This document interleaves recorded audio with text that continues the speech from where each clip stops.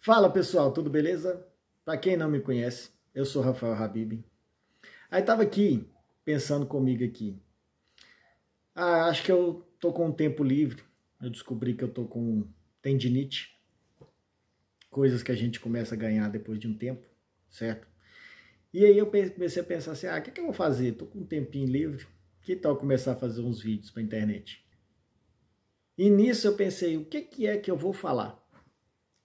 Pensei comigo, falei, vou falar algo que eu goste. Algo que possa ser interessante para outras pessoas também. Aí pensei e falei, vou falar sobre política. Por que não? Né? Tema bem tranquilo de se começar para falar. Mas por que eu decidi falar sobre política, pelo menos nesse primeiro vídeo? Ano que vem a gente tem eleições e são assim, são as eleições maiores em termos de a quantidade de gente que a gente vai votar. Serão para deputado estadual, deputado federal, 2 senadores, um presidente e um governador. Se não me engano, eu acredito que essa realmente seja que a gente escolhe tem que votar em 2 senadores, ok?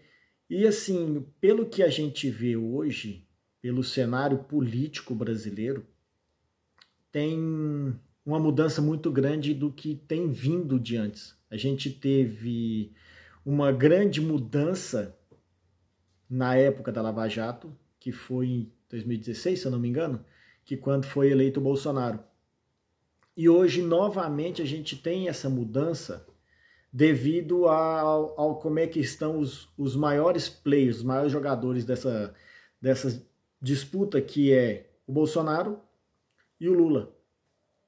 O Bolsonaro, recentemente, no final dessa semana, foi preso. E eu não vou entrar no mérito, pelo menos não por enquanto, sobre a prisão dele. Se ele deveria, se ele não deveria estar preso. Certo? Mas eu vou colocar o cenário, vou primeiro fazer, pelo menos nesse primeiro vídeo, eu vou fazer o cenário político sobre isso. E a gente tem o Lula. O Lula, que é o grande nome da esquerda, e desde sempre, pelo menos no Brasil, ele é o grande nome da esquerda, e ele vai, pelo que ele já deixou claro, ele vai tentar uma nova reeleição. Então a gente tem a direita com o seu maior líder, talvez, que é o Bolsonaro preso, e a gente tem a esquerda com o Lula que está novamente perdendo popularidade. Ele está tendo de novo, assim como algo entre 6 meses atrás, ele está tendo novamente uma queda de popularidade. Então, a política brasileira ela muda muito rápido. São pequenos detalhes que fazem a política mudar. Só que ela ainda existe aquela dicotomia de muitos anos de que é um ou é outro, ok? Então, a gente, quando ela muda para um, muda para outro. A prisão do Bolsonaro, ela não foi algo que os bolsonaristas estavam esperando, que ela seria como uma forma de agregar a empatia para a direita novamente. Assim como as ações do Lula, como no caso da COP30, que foi, diga-se de passagem, um desastre, e muita gente fala, não, o Brasil passou vergonha e tudo mais. Eu vejo, para mim, eu acho que foi pra gente, como brasileiro, eu acho que foi uma coisa boa a COP ter sido algo desastroso, porque, primeiro, ela quebra aquele imaginário de que o Lula, ele é um nome muito forte externamente. Ele é alguém que consegue ser um bom orador, uma pessoa que tem caminho aberto em todo o país. E não é verdade. Tanto que a COP mesmo, ela já começou ruim pela escolha, ela se seguiu ruim por quem veio, porque não veio grandes nomes, e ela terminou ruim pelos resultados. Os resultados políticos que foram, não se saiu nada de lá, é o que eu digo que foi bom, porque o Brasil, como um país mais forte no agronegócio, e normalmente essas COPs, todas essas reuniões climáticas, elas servem exatamente para atrapalhar o agronegócio, então não teve nenhuma resolução muito grande, o que teve foi um pessoal batendo palma para Marina Silva, ONGs que ficaram felizes de ir lá, mas as polêmicas foram maiores. Teve fogo, teve invasão, já começaram a sair os casos de corrupção relacionado, teve aquela apresentação horrorosa, se ninguém viu, depois vocês peguem para ver, que foi uma apresentação dos animais, né? Que eram artistas vestidos de animais que entraram. E até eu vi muita gente falando, e quem é da minha época vai se lembrar dos bichinhos da Parmalat. Só que os bichinhos da Parmalat eram mais bonitinhos, que eram crianças vestidas de bichinhos. E essa, pelo amor de Deus, gente, parecia que era uma sketch da Rede TV, de tão horroroso. Mas seguindo, diante desse cenário, a gente precisa avaliar que o ano que vem, o que a gente vai realmente ter.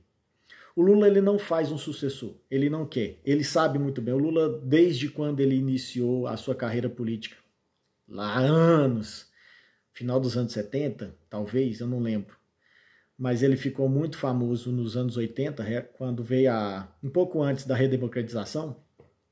O Lula ele não dá força para ninguém. Quando ele teve que abrir mão para poder passar o bastão adiante, ele passou para a pessoa talvez mais inepta que tinha, que foi a Dilma, que era uma pessoa que realmente não ameaçava. Eu acho que ele só não esperava que ela ameaçava de uma forma ao contrário. Não é que ela não ameaçava o poder dele, mas ela ameaçava pela incapacidade. Para quem se lembra, tinha consciência na época, vocês lembram como é que era a Dilma, né? Cada entrevista era uma sketch de humor. E ele não faz sucessor. E tem muita gente que quer a sucessão. O Lula já está velho, acho que está com 80 e tantos anos, não sei direito. Não vou pesquisar. Então, assim, essa talvez seja a última eleição do Lula. Ele tinha-se avaliações antes de que ele não ia disputar, exatamente pelo que eu disse. Desde o começo do governo dele, a popularidade dele baixou muito. E é aquele negócio que eu quero dizer que, assim, que a política brasileira ela é mutável, muito rápido. E que o fato dessa dicotomia, que a gente simplesmente, como brasileiros, a gente coloca um lado enfrentando o outro lado, o que fez a popularidade do Lula aumentar novamente foi as ações do Eduardo Bolsonaro, mais o Paulo Figueiredo, que começaram a forçar algo. E assim, no momento a gente tem que tirar o crédito deles, de que eles não tenham caminho dentro do governo americano, porque realmente tem. Você vê que algumas ações deles realmente fizeram efeitos.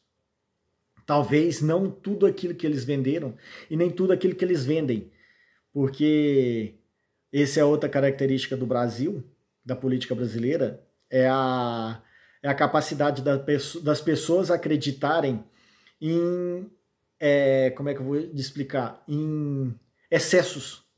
Então é muito fácil, por exemplo, vamos pôr se eu sou um político e eu tenho uma gama de pessoas que elas não são eleitores minhas. O político hoje ele tem fãs. Então, se eles são meus fãs, ele acredita em tudo que eu falo, incluindo em algo que excede até o racional. Então, quando eles começaram essa ofensiva, que o Eduardo foi para lá, o Paulo já mora lá há muitos anos, e o Eduardo foi para lá, e aí ele tentou se jogar como alguém que estava sendo perseguido, e assim, ele joga isso até hoje. Eu sou um exilado. Não, cara, a massa brasileira realmente não identifica o Eduardo como o Bolsonaro como um exilado. Quem identifica o Eduardo Bolsonaro como exilado é, como eu disse, são os fãs. São a massa que se chama massa bolsonarista, certo?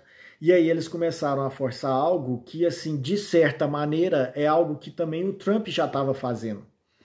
Que a política, para mim, é uma política meio, sei lá, idiota, de que o Trump ele tenta fazer uma negociação deixando muito ruim para o seu, inicialmente, para quem você quer negociar. Você joga lá embaixo as possibilidades, você até quebra alguns contratos para a pessoa, para forçar o seu rival a vir fazer uma negociação nova. É aquela famosa ideia de que assim, eu vou deixar ruim para a pessoa, na hora que a pessoa vier, não vou deixar tão ruim. Essa é a forma que eu vejo que ele está negociando. E também é outra coisa para outro vídeo, mas assim, eu acho meio que um tiro no pé. Ele está perdendo muito com isso, certo? E com isso, veio as tarifas para o Brasil, né, essa articulação do Eduardo com o Paulo, que veio essas tarifas para poder... Era uma forma deles atacar o Lula. E como eu disse, o Lula estava numa queda muito grande de popularidade. Nisso, teve um efeito ao contrário. Nisso, o marketing do governo, eles conseguiram trabalhar muito bem a ideia de soberania nacional. Porque seria algo como uma nação estrangeira tentando forçar nós, brasileiros, a pagar algo muito mais caro simplesmente porque eles quiseram. E assim e isso realmente é algo que outros países que o Trump faz essa negociação, eles têm essa percepção também. A população de lá tem. Então o Lula conseguiu muito bem surfar com isso. E ele foi surfando. Possivelmente muita gente viu várias entrevistas dele. O Brasil soberano, a soberania do Brasil, nós somos brasileiros, eles nunca usaram verde e amarelo, eles resolveram que iriam usar e tudo mais.